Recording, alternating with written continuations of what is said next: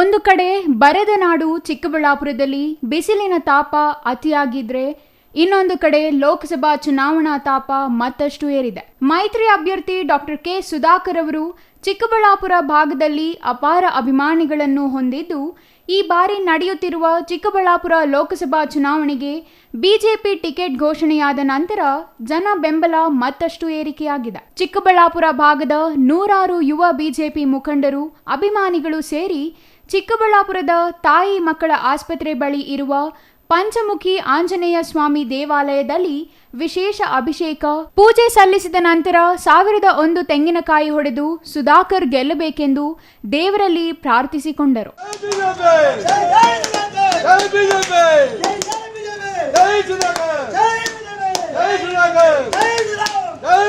ಈ ವೇಳೆ ಯುವ ಬಿಜೆಪಿ ಮುಖಂಡರು, ಕಾರ್ಯಕರ್ತರು, ಅಭಿಮಾನಿಗಳು ಭಾಗಿಯಾಗಿದ್ದರು. Praveen, CTV news, Chikkaballapur.